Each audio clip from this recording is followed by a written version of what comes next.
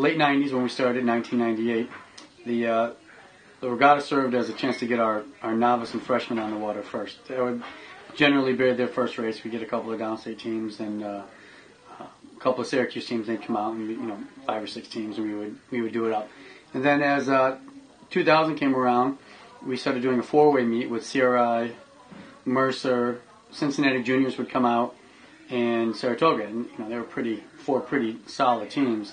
By 2006, we had Detroit Boat Club that wanted to join us. And then it sort of evolved from there because the regatta scene started exploding. And what we decided to do was, the concept was, what if you had a race where you pay one nominal fee and you enter as much as you want? And that way you can try your 8s against really good teams' 8s, and if you want to break that into 4s or doubles or quads, pairs, whatever, you could do that, and you didn't have to worry about cost. It was just, you pay whatever the amount was, and you enter anything you want. Well, obviously that became very popular with teams that had 5 and 6 varsity boats of boys and 5 or 6 varsity boats of girls, and next thing you know, you got the Concords coming from New Hampshire, and CRI is coming from Boston, and Mercer comes up, and we're up to 56 teams now and about 1,000 entries. So we've evolved. We've probably tripled 3 straight years in a row in size. We went from maybe 180 entries maybe 4 or 5 years ago to almost basically today there's about 1,000 entries in. And you're looking at every 8 minutes a 7-lane race being filled, 7 boats across from 7 a.m. Till 4:30 on Sunday or 4:40.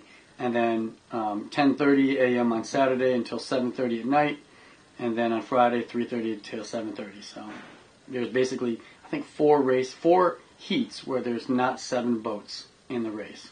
From the single to the 8, probably had the highest percentage of medalists at Oak Ridge last year. So you get the quality, and then you get teams you never see. Like you get New Hampshire teams rowing against Philly teams, you get Philly teams rowing against Canadian teams.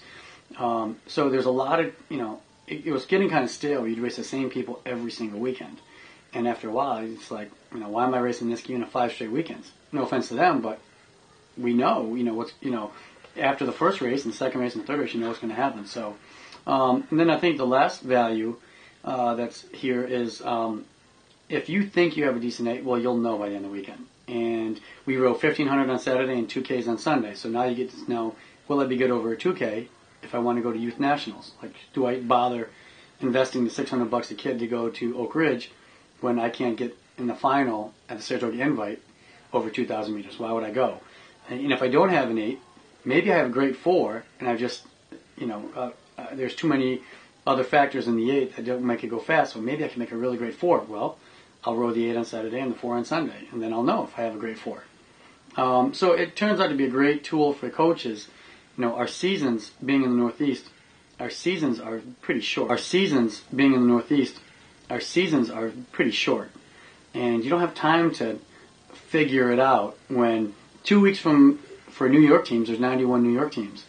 2 weeks from Saratoga Invite is states, and states is our qualifier.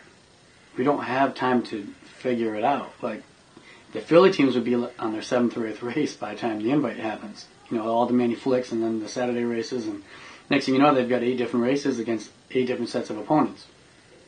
For Northeast up here, you go to the invite, you see everybody, all the big teams, you'll know. Like, if you have to go back to the drawing board and you only have 2 weeks, at least you can figure it out in a weekend, what you have and what you don't have.